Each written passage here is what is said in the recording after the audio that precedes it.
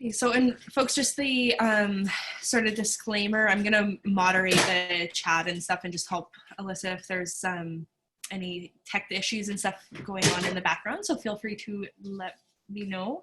But the disclaimer is that we are recording the webinar so that we can potentially share it with anybody who wasn't able to join today. So if you're not okay with that, make sure you let us know. Otherwise, it's just going to auto record. Okay, great. Thank you, Christine. So can everybody see the screen now? Nod your heads. Yeah, cool. Yep. Okay. So Christine, again, is going to help me facilitate, and I'm going to try to present this. We're talking about non-contact outreach, so how we're going to try to keep contact with our participants, with our pack, while we are staying sort of in silos right now. So how can we maintain those connections? There are some benefits of remote outreach, like it's not all bad. I mean, it is open to everybody, even if they're far away and they normally wouldn't be able to come, you can bring them in. This really can open up a lot of opportunities for bringing in speakers and different people as well. This is an opportunity that you can share resources. So if you want to, you can bring in other communities and get other ALUS communities involved and just do one presentation and show it to a number of different participants. So this would open up the audience and kind of reduce the workload as well. You can record it and you can share it. So you can, like Christine said, you can record all of these meetings and then put it on YouTube. You can even like snippet it up a bit and use it for different things. So that brings it to like building community. You know, if you can share it with more people, then you're able to bring more people in that wouldn't necessarily come to a tour or an event. You can more frequently engage too, because you don't have to organize as much and it doesn't take quite as much to bring everybody together. It's not as, doesn't take as much time. It's much less expensive. A Zoom account is $200 for the pro account a year, whereas a tour or like an actual conference would be a ton more, right? So you are going to be saving by doing these types of outreach events. And you can measure your results. So there's tools on here where you can see how many people are coming. It makes it easier to collect that information and report back to your funders. You could add calls of action, like you could add something that said, you know, sign up to my e-news, or you could send something that said, here's an expression of interest, please fill it out. Again, you can repurpose the content. So, you know, you could record this and just take out a snippet. Hello, little one. Just take out a snippet of it, like there's that saying, and then you could just record it over and over on YouTube and make something funny from it. Or you could just show something like a snippet so that you could promote a tour or an event. If you have these types of things, it's easier for a participant to bring a friend. So they could bring a friend from anywhere in the world. They could just let them know that this event is happening, this conference call is happening, and this webinar is happening, and just get them to come online. And it's more attainable that way for other people. These are a little bit more environmentally friendly. We don't have to travel to these events. We aren't using as much resources, so it is a very environmentally friendly way to meet our deliverables. And then when we do get a chance to finally meet up in person, it is a little bit more meaningful. Sometimes when you have a lot of events to go to in one year, it can get a little bit draining. When you are able to do these types of things. And when you finally do get to meet up in person, it's more of a celebration. So it doesn't go without saying that there are challenges of remote outreach. Rural connectivity can be an issue, especially when you're dealing with mostly farmers. Remote servers, they may be overloaded. There could be a lack of technical knowledge on how to use a lot of these software programs, or how to get these apps on, how to get your audio working.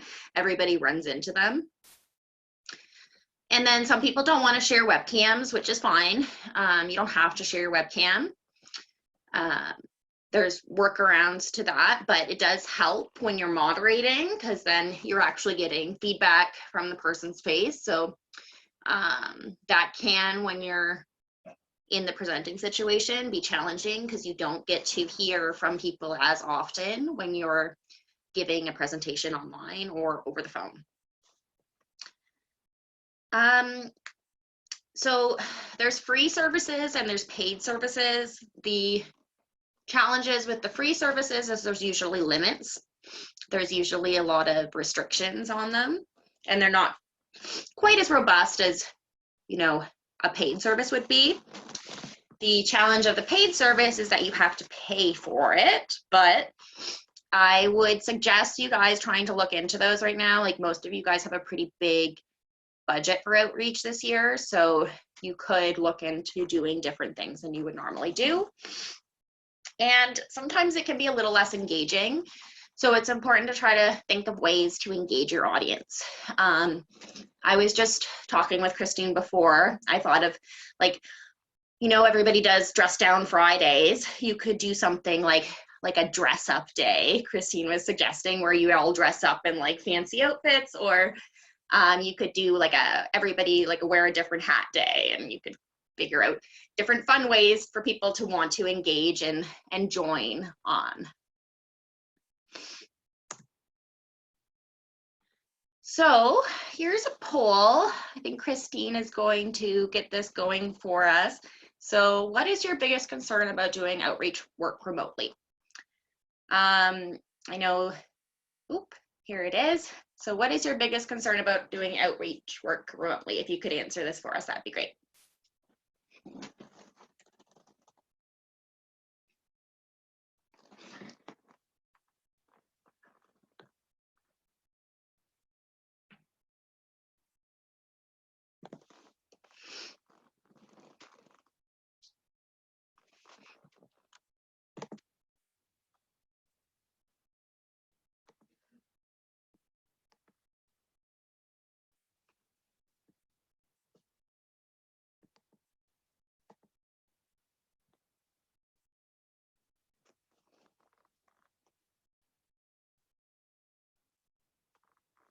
So we have about 5 people have voted so far. Wait a couple more minutes.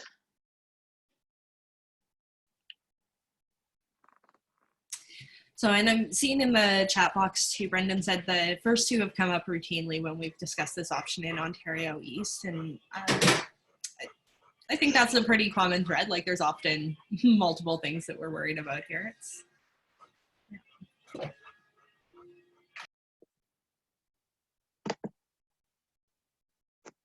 One discussion we had recently, this morning, in fact, they said that the participants we had on the phone call anyway, are part of another steering committee we have, and they mentioned that we're likely to see, moving from, you know, an in-person workshop or tour or something, only about 25% uptake probably in attendance if we go virtual rather than do it in person. And do you think that's because of connectivity issues or because of people's willingness to use these technologies? Both. Like, part of it is not everyone can live stream, or just because of the connectivity issues and things like that. Another portion is just the time and interest. It is, you know, part of the whole experience of doing it in person is you have to chat with people, socialize, ask questions directly. see a project hands-on kind of thing. Whereas if you just viewing a doc, you know, like a little mini documentary kind of thing over your computer, or listening to me go on about a specific project or something like that, the interest level is not the same in terms of making Yeah. time for that type of event and things. Mm-hmm. Yeah, no, I can see that.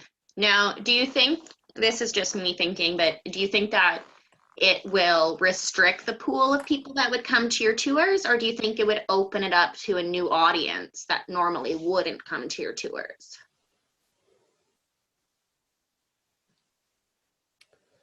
We may get some new audience members who don't have necessarily the time to come to a full day tour or a whole afternoon workshop or something like that. In which case, if we just had it broken down into smaller sections that they could view at their leisure, you may get, over time, build up a larger audience. But in terms of taking, you know, a workshop or a tour and making it live or some form of virtual, the folks that we had on this morning on our call seemed to feel that we'd be losing out on a number of participants. Mm-hmm. We wouldn't be reaching the same number of people. Yeah. Part of me wonders too if training is a big part of that. Like, it's just, they're very unfamiliar with using that kind of thing. What do you think about that? I don't know if anybody else has anything to add to this conversation. I think it would. I mean, just demographically anyway. We have some landowners who don't have their own email address yet. We hand deliver things or mail them out to them. So obviously they're not going to be joining a Zoom conference or a Teams conference or watching, you know, YouTube videos if they're not connected in either way, kind of thing. Yeah. So they definitely, that section definitely needs the in-person portion for sure. And then the guys that we have that are just crazy busy and have time to breathe or anything between running their operations and things is another one where they probably wouldn't. They have other things they'd rather be doing than sitting in front of a computer. But if it meant taking time to go to a workshop or a tour where they get to actually talk to their neighbors and talk to the folks involved directly and get their questions answered directly, I think it's a little bit more of a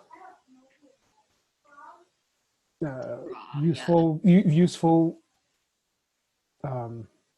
of their time rather than sitting in front of a computer watching a video kind of thing, and then not being able to interact with those who are part of that, who made the video kind of thing. Yeah. Yeah. No, I can definitely see how that's going to be an issue. Hopefully we can kind of try to brainstorm different ways we can get around that. Because I can see how that could be an issue, and hopefully this won't go on forever, right? But like, if it does go on for some time, let's try to brainstorm how we can try to engage those people.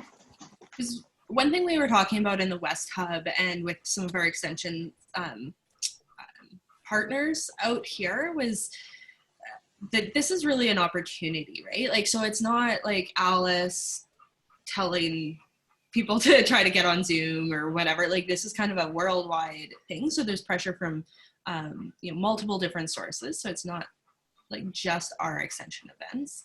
And people for the most part, like, might, well, maybe not for the most part, but there are some people that might welcome the opportunity to try things. Like, one of our coordinators said when we were talking about sort of like general hesitancy to use some of these tools, he said the very first time he ever saw a smartphone was in the hands of an 85-year-old farmer. So, like, we don't want to assume, but I think like one of the cool things is this is just such an opportunity to try different things and reach some of those demographics that maybe you weren't reaching before, and maybe we didn't even know we weren't reaching them. Those other demographics that we might miss some people this year. Absolutely. Like, that's probably definitely going to happen, but they're still going to be there, hopefully, when on the other side of this. So it's not like we'll never talk to them again. But it is a good chance to talk to some of the others, I guess. Yeah, absolutely, Christine. It's a good chance to explore some different methods of communicating and see who we can reach those ways, at least while we have no other option. So move on with this. Okay, so to address some of these challenges, this is exactly what we were just discussing. Try to not overcomplicate what is necessary to get to use some of these softwares. It's just a laptop or a smartphone and an internet connection. You don't need to have any fancy technology, really. Not everybody has a smartphone. So meet your audience at their level. If they don't have a smartphone, just a call-in option. Most of them have it, like Uber Conference has it, Zoom has it. There's probably other technologies that have it that I'm not aware of too. And then if you have that call-in option, they can just call in off their phone. They don't have to come on to their computers if they don't have one. If they don't have the internet, some do work off of mobile. And though data is limited for most, right now anyways, I think that a lot of the phone operators are letting people go over their data limits, if I'm not mistaken. So, you know, right now anyways, while that is happening, this could be a potential for some. What I would recommend is to try to get to know what the technology limits of your different PAC members and participants are before you get them engaged.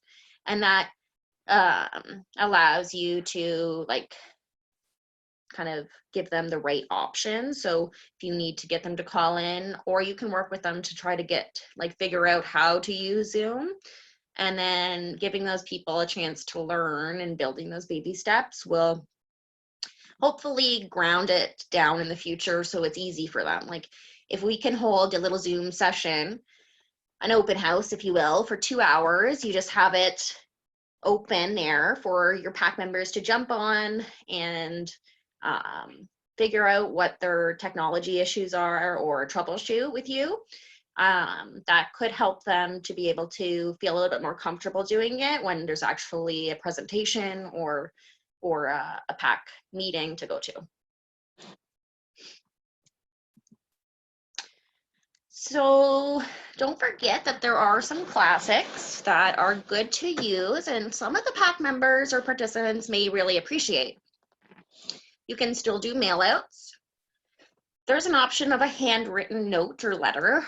You can do radio, television, you can just call them, newspaper ads, email, especially newspaper ads when you're thinking of getting like new people for expressions of interest for next year. That might be a good idea right now. If you have a lot of outreach dollars, do a newspaper ad and get some participants in line for next year. Let's go through this. So slightly updated, you could do text messages. Like I know a lot of my younger participants really like to have text messages instead of me calling them all the time, or they used to when I was a coordinator. And then e-newsletters. You know, you could come up with an e-newsletter now if you're not that busy, or if you're finding you have more time, you could create something that just allows people to be more engaged on a regular time schedule. There's social media. A lot of people have different social media that they're using, like Twitter, Facebook, Instagram, but if you aren't, this is a good time to ramp that up. Blog posts, that could be really interesting to do if somebody wanted to get into that. You know, that could be really fun. And then, you know, if you want to actually put some money into it, you could do social media ads, live videos on social media, YouTube channel, short videos with little informations and through it. They don't all cost money, but if you add like a little bit of money into it for promotional things on Facebook and YouTube, then it just allows you to circulate it more often without actually having to do that much work. And right now is a good time to do that because you're not going to be putting as much money into tours. So ALUS Canada's social media strategy right now. It's just an aside, but it's not, we're not recommending necessarily business as usual.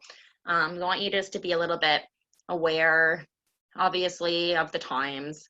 So if just try to be respectful, empathetic. Don't post like a group photo necessarily, because right now we're not trying to promote group contact. Don't necessarily, I don't know, there might be certain things that you don't want to post right now. So just try to look at that and focus on positive things as well when you're posting. We sent out a bit of a social media strategy via email, so I would refer to that. And if you do have any questions, talk to your hub manager and they'll talk to Bridget if they have any questions. So there's lots of ways you can try to step it up if you want to. You can do webinars, watch parties, webcam conversations. There's different call-in resources online like line2.com. You could do a podcast, create an online community through Facebook or LinkedIn. Slack is something that we used and we talked about on Tuesday a little bit. ALUS Canada uses it to get in touch, and I'm just getting kind of familiar with it, but it allows you to separate conversations and make things a little bit more digestible, so you don't have to like run through a ton of different conversations in order to find what you're actually looking for. You can like separate it into topics. Mobilizing, so there's Mobilize and web forum and then chat bots as well. So if you don't want to like, you can use chatbots on Facebook to answer questions so that you're just a little bit more up to date, and it's good to still respond to them, but if you have the chatbot, it just allows you to be quicker with it. So just to break it down a little bit, this is a podcast that I don't know if many of you have heard of, but it's called Rural Roots to Climate Solutions.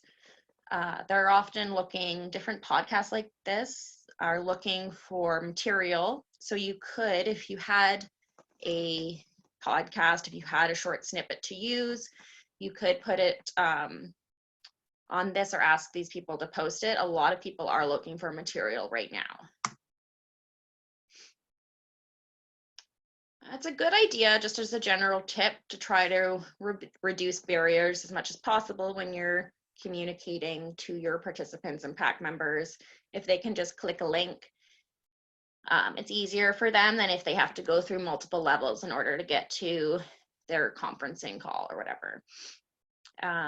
You can use what they're already using, but and it's a good idea to record too, in case they have connectivity issues. They can go and look at it another time. So the best virtual events mirror in-person ones in many ways. Networking opportunities for attendees.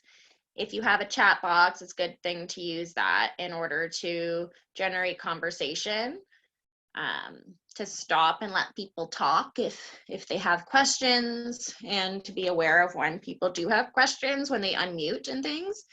Having a moderator like Christine too, or they're there to check on the chat box and they're there to check to see if people are unmuting. That can be really helpful for the person that's presenting, because you don't always want to pay attention to those types of things. You can get a lot more speakers too. This is a good opportunity to reach out. If you have a speaker that you've always wanted to have at one of your conferences or meetings, but they're just really far away, you could reach out to those people right now and get them to present. And personalize, I don't know, Christine, what do you mean by event host? I just mean like having a great event host or great facilitator like yourself. You know, just like in person, who's hosting the event and their facilitation skills are a big part of how the event goes off, whether it's in person or online. So, thank you. That wasn't just a plug for myself either, guys. She's doing great, isn't she, guys? It's one thing actually, like as a total aside tip, it's really kind of awkward to give webinars and stuff like that. I'm sure like most of you have done them and you kind of know that. So, you know, providing people with feedback and stuff and showing that you're engaged, you know, even if it's like a thumbs up in the chat or something, really does help. Thank you. And if you want, you can try to personalize the attendee experience too by, you know, making fun things every once in a while or doing polls. And, you know, I'm sure you guys can be pretty creative with that. So there are social share buttons. You can invite a friend. Don't be afraid to ask people to share this information. So don't be afraid to like go to one of your partners and ask them to share this information so that you can get it to a wider community and really spread awareness when you have these events coming up. And then you can share it too within the extension community, putting it on YouTube, ES News, and then other like streamable things are more preferred, we've been finding too. So if you're sending like a link of a video, it's good to make it streamable rather than downloadable so that people can watch it a little easier as well. If you're sending a photo, it's better to send one that's send either both smaller resolution and a large resolution photo, because some people like to see the larger resolution things and they're able to get it in with their high-speed internet. But if they don't have high-speed internet and their connectivity issues are a problem, then smaller resolution things are better.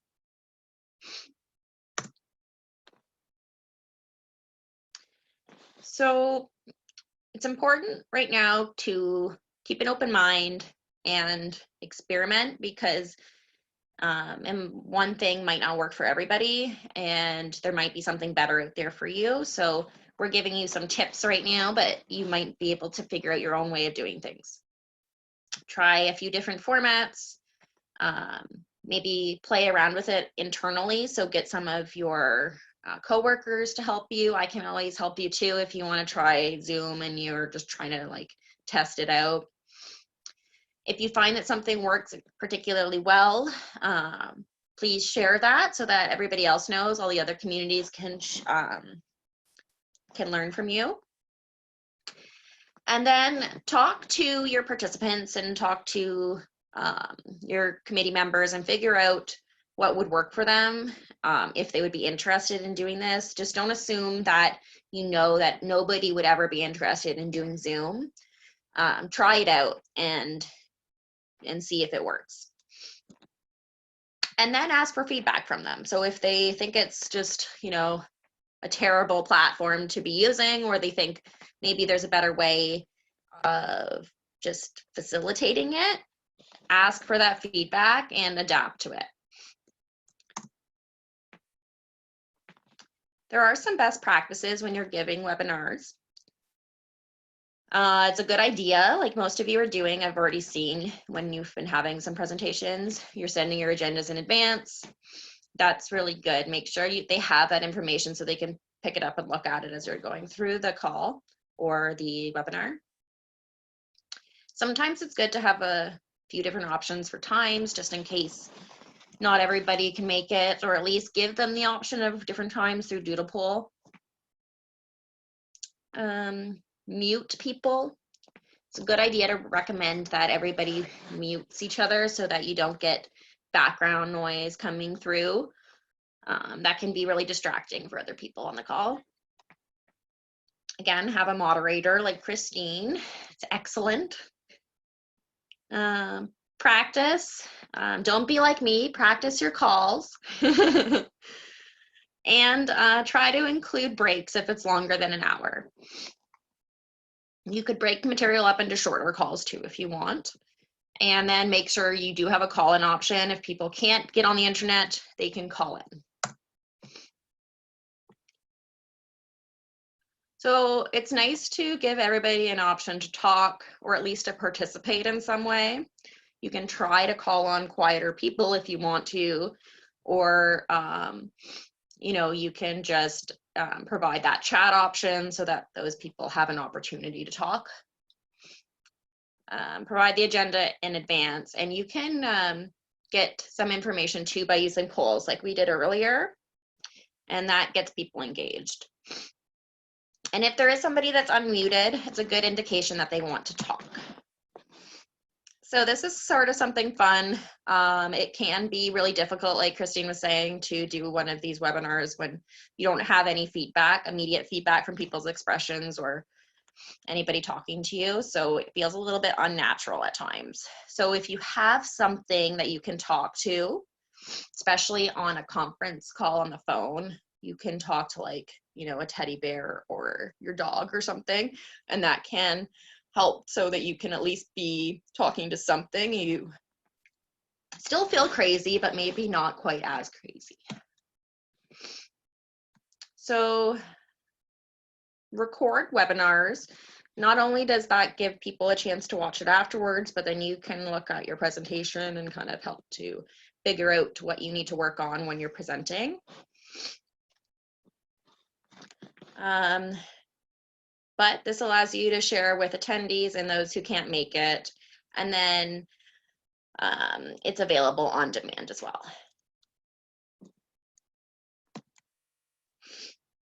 So if your content is actionable, it can draw a little bit more people. So if you have something at the end that draws them in, like a call to action, like sign this expression of interest or sign up for a newsletter, it will engage them a bit more.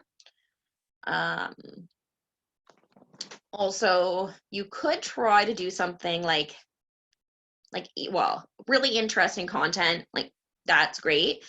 But if you had at the end a certificate that you could, if it was some sort of how-to or an educational thing, you could do a little certificate at the end, or you could maybe have a draw entries where, you know, if you participate in this conference, you get a prize at the end, potentially. So this is kind of an interesting software program, and I don't know if it would work for us necessarily, but it's sort of like if you want to engage a large number of people. I can see this being really useful if you wanted to gauge like 100 or 1,000 people, because then you'd be able to collate all of their conversations online really quickly. They have an algorithm that's able to collect all of the information and synthesize it to see what people agree on, what people disagree on, and it would make conferencing online really, really efficient. And then there's this other one called Othello. I haven't used either of these, just so you know, but they're available if you want to explore them. Othello is more like if you wanted to make pack decisions, you could try this. It can weight it, so it can weight it depending on a number of different variables. It could be useful if you have different jurisdictions too that you need to make decisions based on. So if only some funding will go to one jurisdiction versus another, this could be a potentially useful tool.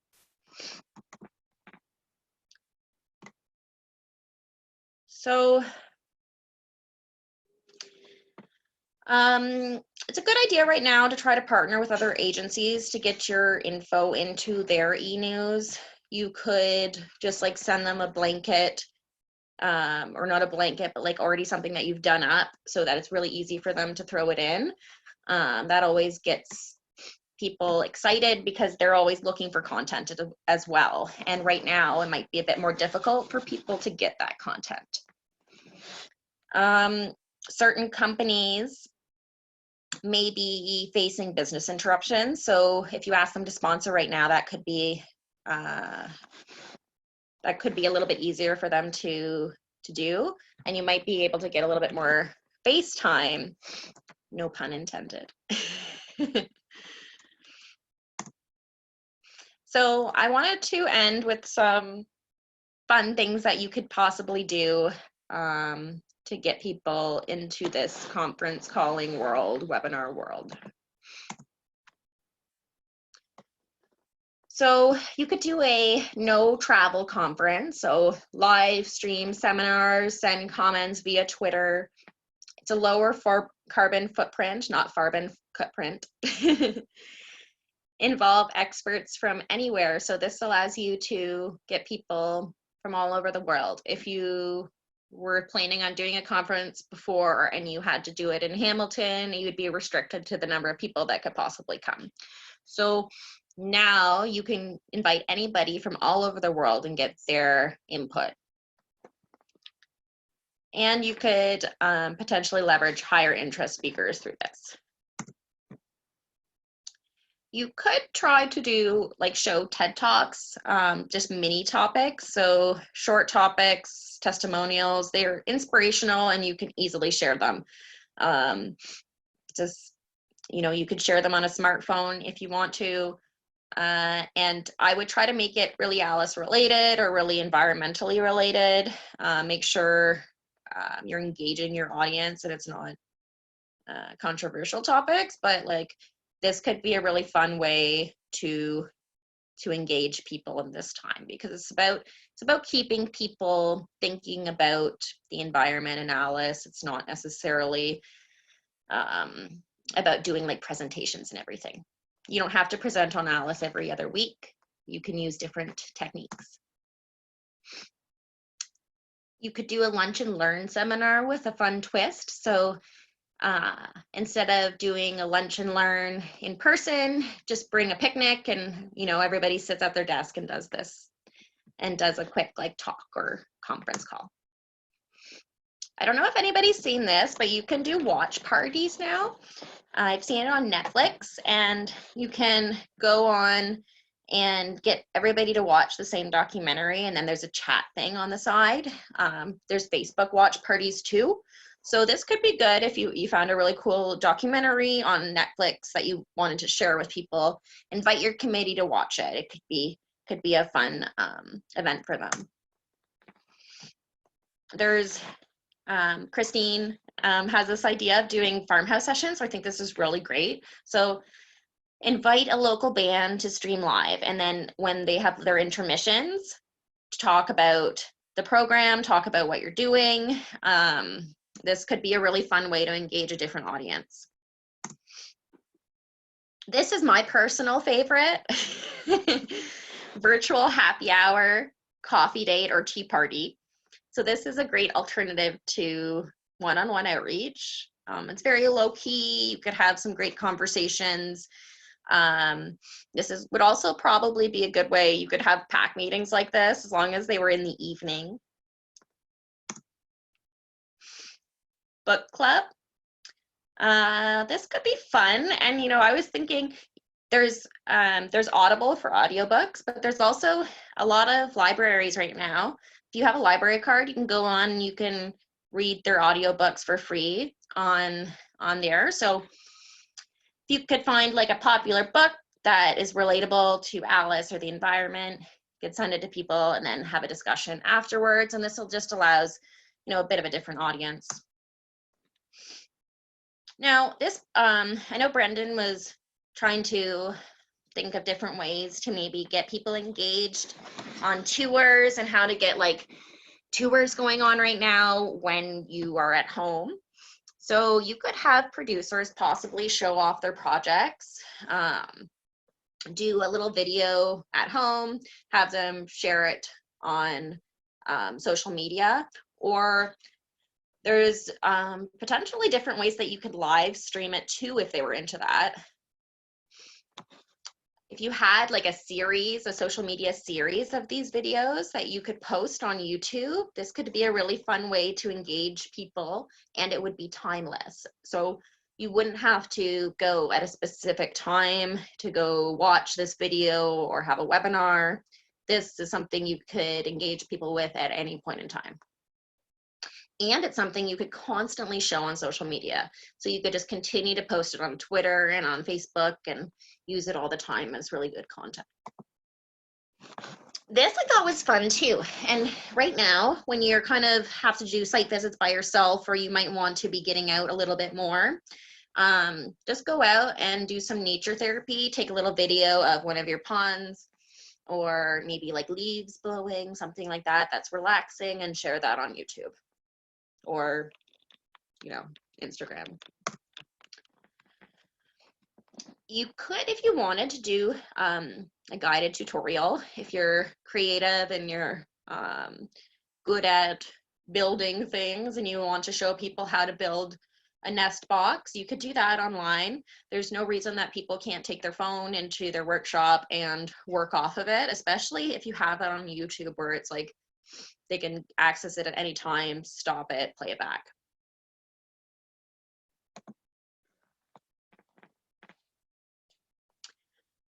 You could, if nobody has internet in your area and you had that educational video, you could take it and record a DVD and snail mail it to them.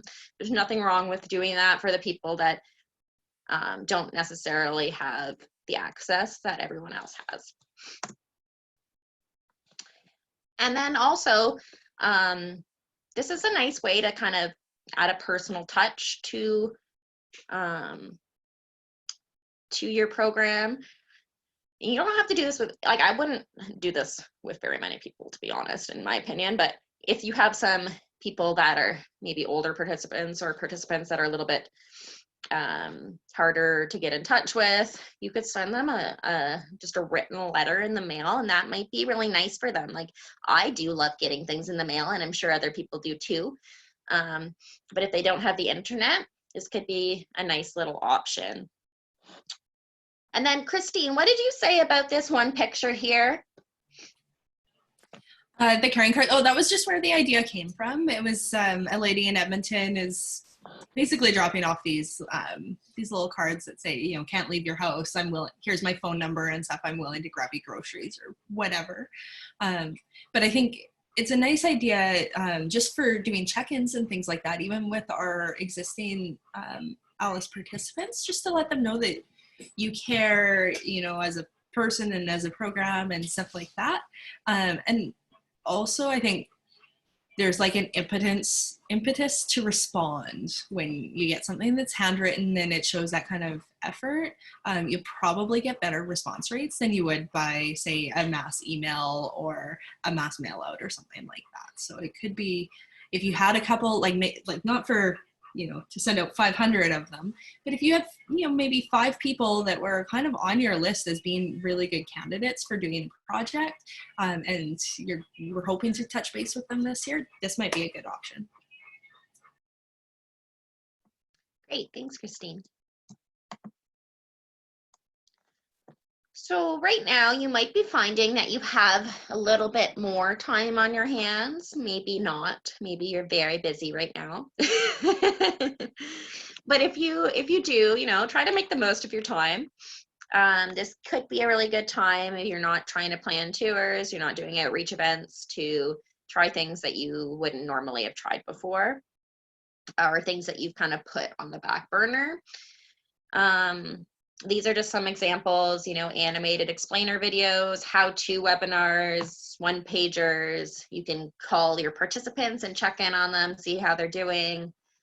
You could try to make some posters or brochures, fact sheets, things that you had on your to-do list but got pushed to number 100. You can add those up now. We found that infographics are a little bit more visually engaging. So instead of just like a text article where you're just writing the whole thing and everybody has to read, if you have some photos or diagrams that are more visually engaging, and there's different software that you could use to do this. Canva.com is a good one, and Christine uses that one quite regularly. Fiverr.com, Upwork.com, People Per Hour, Freelancer. Those are all different ones that can help you. You don't have to try to do this by yourself. This was a neat idea. Right now, when people are trying to engage more, keep engaged, you could add your Skype contact to your signature, and this just allows people to contact you through that venue, or at least like makes it welcome to contact you through that venue.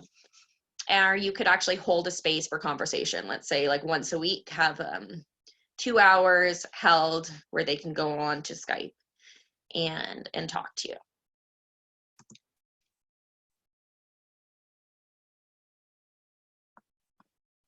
What's this about, Christine? Well, we could showcase a tool called Brainstorm, called Envision Freehand, just for brainstorming and whiteboarding.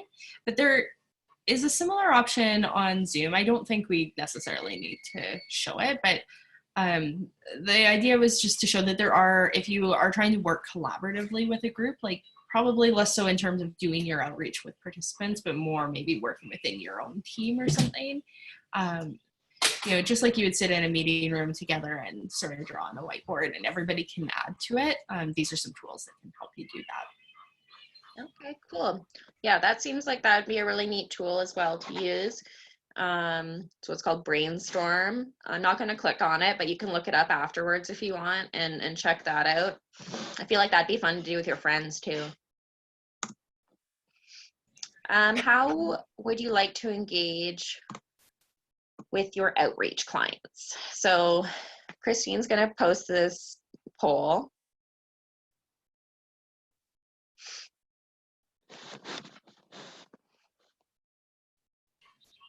Can you guys see it? Okay.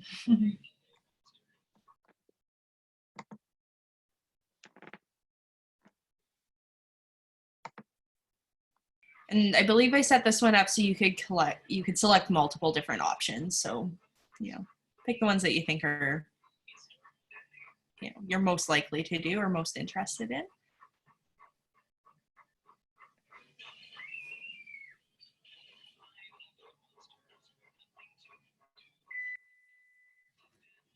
We have 6 people who have responded. Give us a few more seconds.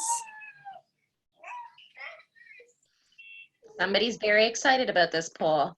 Yes. Sorry, kids in the background are always a challenge for these kinds of things. It just makes it fun. All right, it looks like almost everybody's had a chance to click, so we'll just send and share.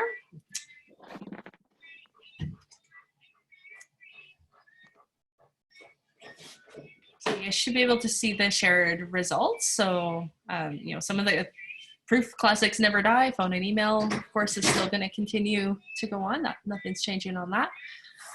But maybe a few more people are going to be trying webinars this year, or trying to think of some of those unique sort of events that they could do to draw people in. That's cool.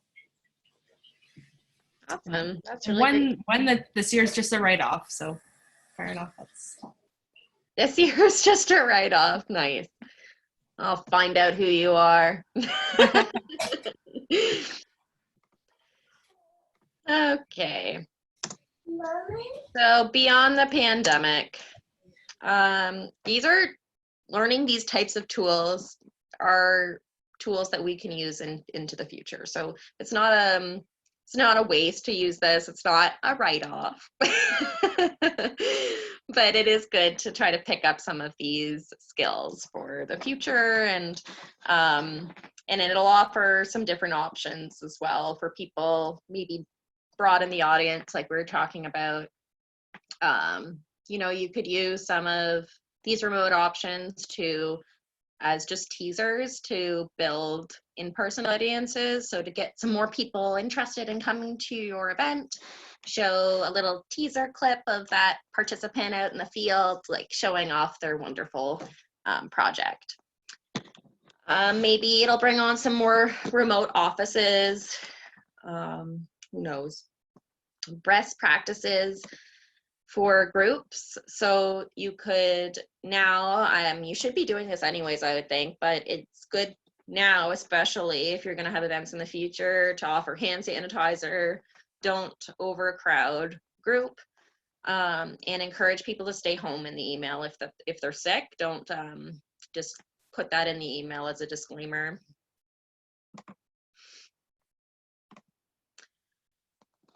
So I'm gonna just open this up for discussion. Feel free to unmute. What resources would be helpful for you guys right now? What are the next steps for setting up a community? Oops.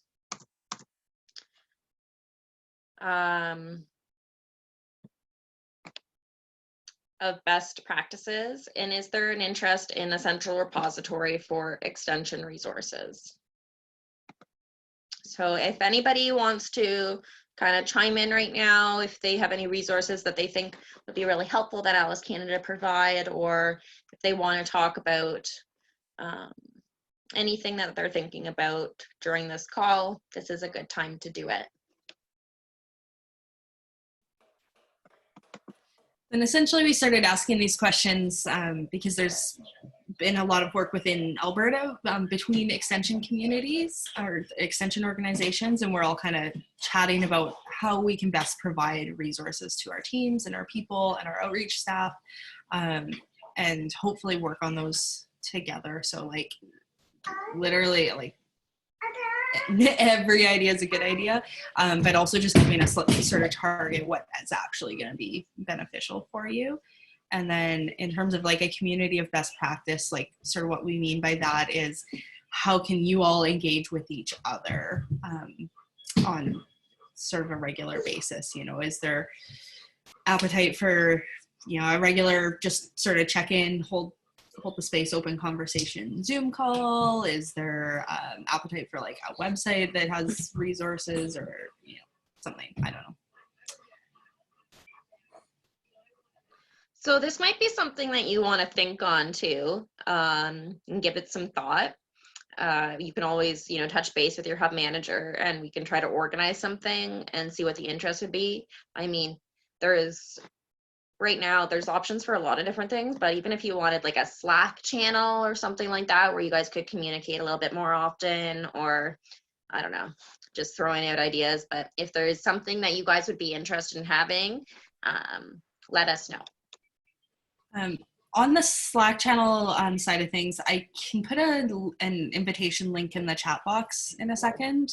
We do have a Slack channel that we use within Alberta for our rural extension staff that, you know, we'd love input from all over the country. So you're welcome to join that, but it's kind of a casual water cooler place so that you can share, hey, we did this. Oh, our webinar is up online now, those kinds of things. And just have some of that chatter. So I'll grab that link. Yeah, that'd be great. I know that it can feel, when you're at home and you're working from home, it can feel a little bit disconnected, and you don't want to feel like you're in a silo. So the more opportunities that you have to connect with people, even if it's just like reading through the chatter to see what people are doing and talking about, it can be kind of fun. So I just wanted to bring up some additional resources too right now. You know, if you need it, there are some other resources you can use right now. If you're feeling stressed in your situation, there's mental health online counseling resources, talkspace.com, betterhealth.com. And you can always talk to us too. We're here to help and listen.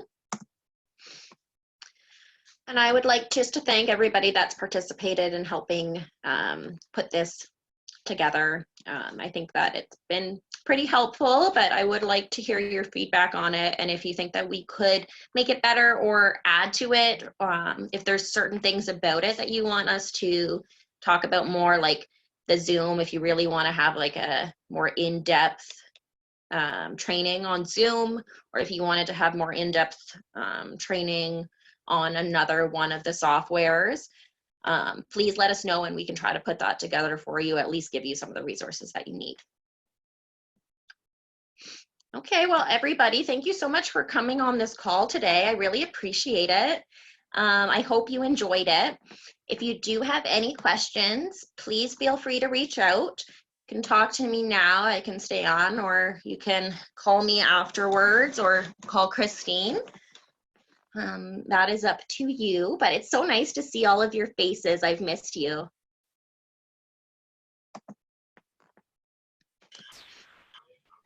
Well, thanks, Alyssa, for presenting. I think you did a great job. It was nice to see everybody's faces. All right.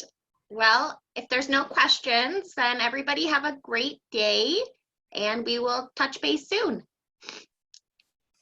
Everyone. Thank you. Bye. Bye. Thank you very much.